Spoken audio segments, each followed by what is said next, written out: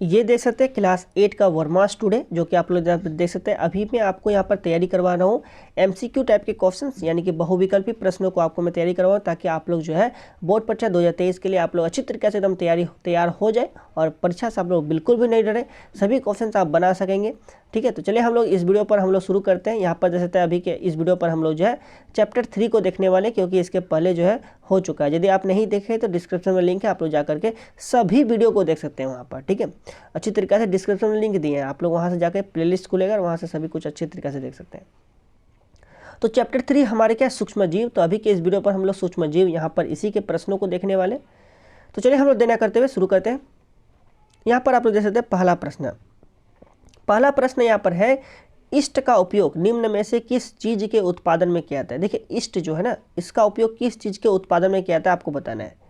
ठीक है, ईस्ट का उपयोग देखिए आप लोग पढ़ें, ईस्ट का उपयोग जो है यहाँ पर अल्कोहल उत्पादन में किया जाता है, यानी कि विकल्प संख्या 2 जो यहाँ पर सही है अल्कोहल होगा। ठीक है, चलिए अगला प्रश्न 2 नंबर को देखिए, और 2 नंबर यहाँ पर प्रश्न है, देख सकते हैं, निम्न में प्रतिजैविक कौन है। देखिए प्रतिजैविक, तो प्रतिजैविक आप लोग पढ़े हैं, आप लोग बताइए प्रतिजैविक यहाँ पर कौन सा है। तो प्रतिजैविक जो है यहाँ पर हमारे कौन सा हो जाएगी, पहला विकल्प हमारे क्या है सोडियम बाइकार्बोनेट, दूसरा विकल्प हमारा स्टेप्टोमाइसिन, और 3 नंबर हमारे क्या अल्कोहल, और 4 नंबर ईस्ट। देखिए इसमें से प्रतिजैविक जो है हमारे क्या 2 नंबर हमारे क्या है स्टेप्टोमाइसिन। यहाँ पर सबसे पहले कौन सा प्रतिजैविक खोजा गया, तो वह हमारा पेनिसिलिन होगा। तो ये हमारा इस प्रकार से आप लोग याद रखिए, ये भी हमारे क्या प्रतिजैविक है। ठीक है, स्टेप्टोमाइसिन भी प्रतिजैविक है। इस प्रकार से आप लोग याद रखिए, टेट्रासाइक्लिन वगैरह आप लोग किताब में देखिए, और वहाँ से सभी जितना भी प्रतिजैविक है सभी प्रतिजैविक आप लोग याद कर लेना है। तो निम्न में कौन प्रतिजैविक है, तो वह हमारे क्या हो जाएगी स्टेप्टोमाइसिन। यहाँ पर 2 नंबर विकल्प जो है हमारे क्या बिल्कुल सही हो जाएगा। अगला प्रश्न यहाँ पर देखिए, अगला प्रश्न हमारा 3 नंबर यहाँ पर प्रश्न देखिए हमारा है, सूक्ष्मजीव कहाँ पाए जाते हैं। देखिए सूक्ष्मजीव जो है जल में भी पाए जाते हैं, वायु में भी पाए जाते हैं, और मिट्टी में भी पाई जाती है। तो हमारी क्या जो इनमें सभी जो है हमारे बिल्कुल सही हो जाएगा, यानी कि सूक्ष्मजीव जो है इनमें सभी जगह पर पाए जाते हैं, यानी कि हमारा जो है 4 नंबर विकल्प जो यहाँ पर सही है। अगला प्रश्न देखिए, अगला प्रश्न यहाँ पर है, सबसे पहले कौन सा प्रतिजैविक खोजा गया था। देखिए यहाँ पर देखिए प्रतिजैविक का यहाँ पर नाम है, तो आप लोग यहाँ से याद कर सकते हैं। सबसे पहले जो ना पेनिसिलिन प्रतिजैविक खोजा गया था, यानी कि हमारा जो है विकल्प संख्या 1 जो यहाँ पर सही हो जाएगा।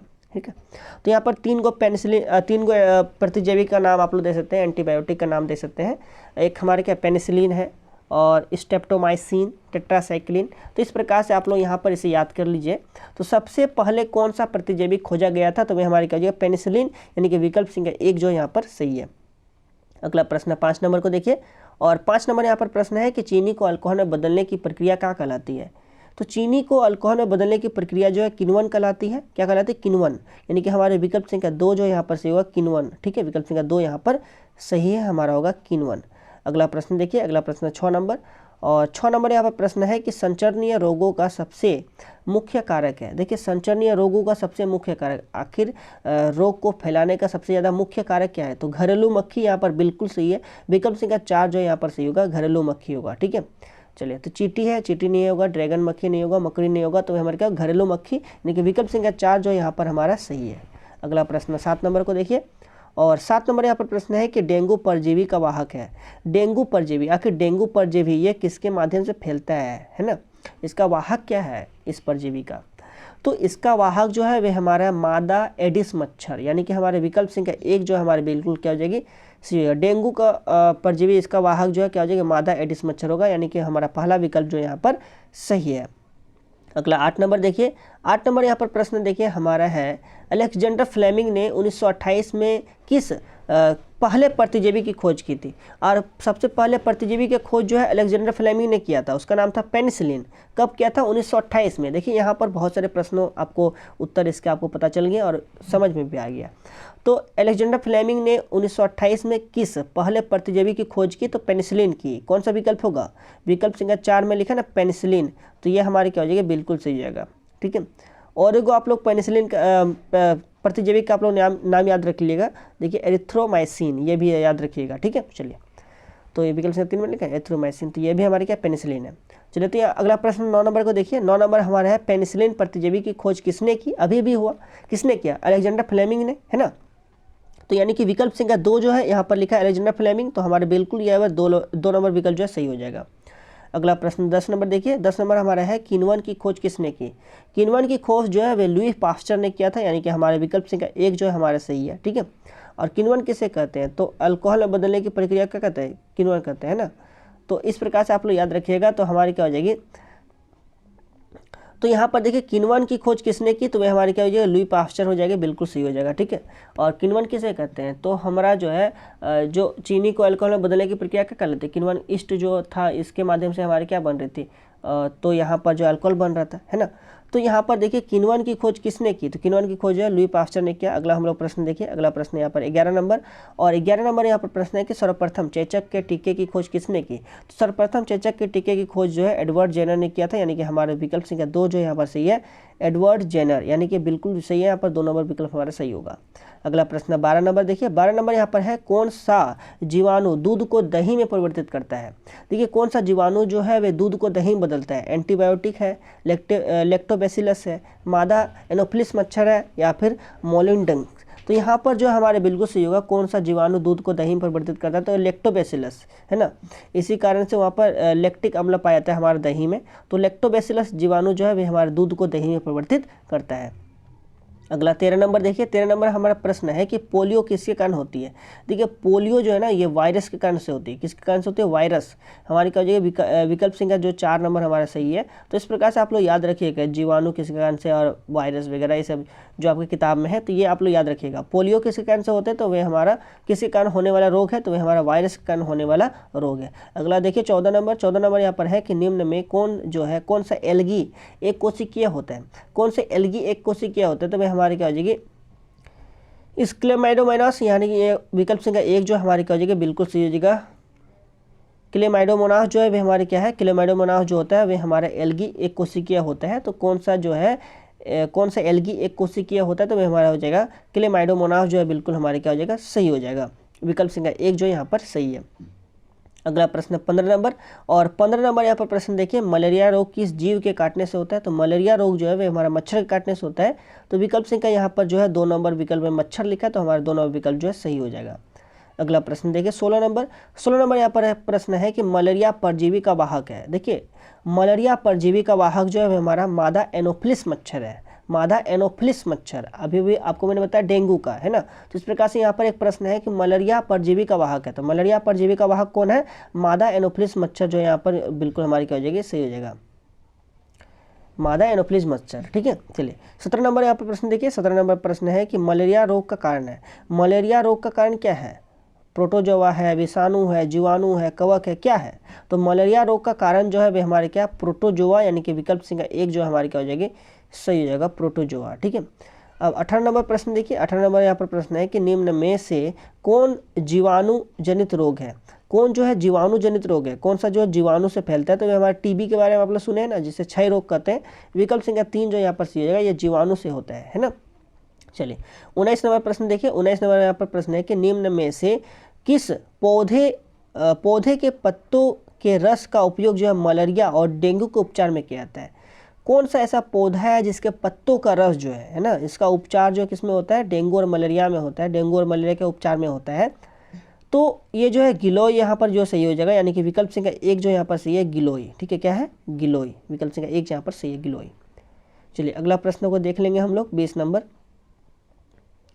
देखिए, यहाँ पर 20 नंबर प्रश्न है कि हैजा किसके द्वारा होता है। तो हैजा जो है जीवाणु के द्वारा होता है, किसके द्वारा, जीवाणु, यानी कि यहाँ पर जो विकल्प संख्या 1 में लिखा है जीवाणु, तो हमारी क्या हो जाएगा, जीवाणु, विकल्प संख्या 1 जो यहाँ पर सही है, हैजा जीवाणु के द्वारा होता है।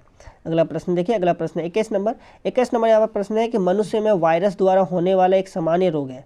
चलिए ऑप्शन देते हैं यहाँ पर, टाइफाइड, पोलियो, मलेरिया, क्षय रोग। देखिए मनुष्य में वायरस द्वारा होने वाला एक सामान्य रोग जो है वे क्या है, पोलियो है, जो कि वायरस द्वारा होती है, यानी कि विकल्प संख्या 2 जो यहाँ पर क्या है, सही है। अगला प्रश्न देखिए, अगला प्रश्न 22 नंबर, 22 नंबर यहाँ पर प्रश्न है कि मनुष्य में जीवाणु द्वारा होने वाला एक सामान्य रोग, जीवाणु द्वारा कौन सा रोग होता है। ठीक है, टाइफाइड, खसरा, चिकन पॉक्स, पोलियो। देखिए जो जीवाणु द्वारा होता है वह टाइफाइड है, क्या है, टाइफाइड। ठीक है ना, टाइफाइड, अभी आपने पढ़ा क्षय रोग के बारे में, तो वो भी है यहाँ पर। तो मनुष्य में जीवाणु द्वारा होने वाला एक सामान्य रोग क्या है, तो टाइफाइड है। ठीक है, चलिए समझ में आ रहा है आपको। चलिए अगला नंबर 23 नंबर यहाँ पर प्रश्न को देखते हैं, 23 नंबर। तो हमारा क्षय रोग भी क्या हो जाएगी, जीवाणु द्वारा ही हो रही थी, है ना। चलिए तो 23 नंबर यहाँ पर प्रश्न है कि सूक्ष्म जीव को देखने के लिए किस यंत्र का उपयोग किया जाता है। देखिए सूक्ष्म जीव को देखने के लिए कौन सा यंत्र का उपयोग किया जाएगा, है ना, सूक्ष्मदर्शी का, लेंस का, चश्मा का, दूरबीन का। देखिए यहाँ पर जो हमारे का जी सूक्ष्मदर्शी जो बिल्कुल सही होगा, विकल्प संख्या 1 जो यहाँ पर सही है। सूक्ष्म जीव को देखने के लिए किस यंत्र का उपयोग किया जाता है, तो सूक्ष्म जीव का उपयोग किया जाता है, सूक्ष्मदर्शी का उपयोग किया जाता है, सूक्ष्मदर्शी यानी कि सूक्ष्म जीव को देखने वाला सूक्ष्मदर्शी जो है। चलिए अगला प्रश्न यहाँ पर देखिए 24 नंबर, सूक्ष्मदर्शी का आप लोग फोटो जो है आप लोग अपने किताब में देख सकते हैं। अगला 24 नंबर यहाँ प्रश्न है कि ब्रेड यानी कि डबल रोटी या इडली फूल जाती है, इसका कारण क्या है। देखिए डबल रोटी इडली आप लोग खाए हैं ना, तो ब्रेड जिसको पारोटी कहते हैं ब्रेड, आखिर ये वाला जो फूल क्यों जाता है, क्योंकि इसमें क्या किया जाता है, ईस्ट मिलाया जाता है ना, तो ईस्ट कोशिका में वृद्धि होती है, इसी कारण से ये क्या होता है, फूल जाती है। यानी कि हमारे विकल्प संख्या 2 जो यहाँ पर सही है, विकल्प संख्या 2 यहाँ पर सही है। समझ आ रहा है ना आपको, विकल्प संख्या 2 यहाँ पर सही है। अगला प्रश्न हम लोग 25 नंबर देखने वाले हैं। 25 नंबर का प्रश्न देखिए, सूक्ष्म जीवों द्वारा होने वाले ऐसे रोग जो एक संक्रमित व्यक्ति से स्वस्थ व्यक्ति में वायु, जल, भोजन या कायिक संपर्क द्वारा फैलते हैं, वे क्या कहलाते हैं। तो वे जो है वे संचरणीय रोग कहलाते हैं। क्या कहलाता है, संचरणीय रोग, यानी कि हमारे विकल्प संख्या 1 जो है हमारे सही होगा, संचरणीय रोग कहलाता है ये वाला, है ना। चलिए अगला 26 नंबर देखिए। 26 नंबर का प्रश्न है कि बीमारी पैदा करने वाले सूक्ष्म जीवों को नष्ट करने अथवा उनकी वृद्धि को रोकने के लिए रोक देने का काम करने वाली औषधि है। तो ऐसा कौन सा औषधि है, ये प्रतिजैविक यहाँ पर डिफिनेशन ही लिख डाला है ना, तो प्रतिजैविक यहाँ पर होगा, बीमारी पैदा करने वाले सूक्ष्म जीव को नष्ट करने अथवा उनकी वृद्धि को रोक देने का काम करने वाला औषधि जो है वे हमारे क्या प्रतिजैविक, जिसे एंटीबायोटिक कहते हैं। अगला प्रश्न देखिए, अगला प्रश्न 27 नंबर। 27 नंबर का प्रश्न है कि दूध को दही में परिवर्तित करने वाला सूक्ष्म जीव है। देखिए दूध को दही में जो परिवर्तित करता है उस सूक्ष्म जीव का नाम बताइए, क्या है, लैक्टोबैसिलस। क्या है, लैक्टोबैसिलस, विकल्प संख्या 3 जो यहाँ पर सही है। अगला 28 नंबर देखिए। 28 नंबर यह प्रश्न है कि ब्रेड बनाने की प्रक्रिया के दौरान कौन सी गैस उत्पन्न होती है। देखिए जब ब्रेड जब बनता है तो आखिर वहाँ पर कौन सा गैस रिलीज होता है, कौन सा गैस का नहीं ये फूल जाता है पूरा। देखिए ईस्ट जो है ना, ईस्ट जब अभिक्रिया करता है, ठीक है, तो यहाँ पर जो है हमारे क्या बनाते हैं, कार्बन डाइऑक्साइड गैस बनाता है, तो यही गैस के कारण से ये क्या होते हैं, फूल जाते हैं पूरा, है ना। तो यहाँ विकल्प संख्या 3 जो हमारी क्या हो जाएगी, सही हो जाएगा, विकल्प संख्या 3 यहाँ पर सही है। अगला प्रश्न देखिए, अगला प्रश्न हमारा 29 नंबर। 29 नंबर प्रश्न है कि पैकेटों थैलियों में आने वाले दूध को खराब होने से बचाने के लिए क्या आता है। देखिए इसको जो है पैकेट और थैली में जो दूध जो आता है ना, इसको खराब होने से बचाने के लिए ना पाश्चरीकरण किया जाता है, इसको कहते हैं पाश्चरीकरण। क्या कहते हैं, पाश्चरीकरण। तो यहाँ पर जो है हमारे क्या हो जाएगा, विकल्प संख्या 2 जो है ये हमारे सही हो जाएगा, ठीक है, विकल्प संख्या 2। इसमें क्या कहते हैं, दूध को अचानक से गर्म करके ठंडा किया जाता है और उसके बाद उसकी पैकिंग किया जाता है, तो उसे पाश्चरीकरण कहते हैं हम लोग। अगला 30 नंबर देखिए। 30 नंबर का प्रश्न है कि नाइट्रोजन का वायुमंडल से मिट्टी, पौधे तथा जंतु में परिवहन की संपूर्ण प्रक्रिया को कहते हैं। जो ये संपूर्ण प्रक्रिया जो नाइट्रोजन का चक्र चलते रहता है तो उसी को नाइट्रोजन चक्र कहते हैं। क्या कहते हैं, नाइट्रोजन चक्र, यानी कि हमारे विकल्प संख्या 2 जो यहाँ पर सही होगा, नाइट्रोजन चक्र होगा। तो इस प्रकार से यहाँ पर 30 प्रश्न थे और बहुत ज़्यादा इंपॉर्टेंट था, आपको मैंने सभी कुछ अच्छी तरीके से समझा दिए और अच्छी तरीके से आपको मैंने बता दिए। तो इस वीडियो में हम लोग इतना ही रहने देते हैं, मिलते हैं अगले वीडियो में, तब तक के लिए बहुत बहुत धन्यवाद।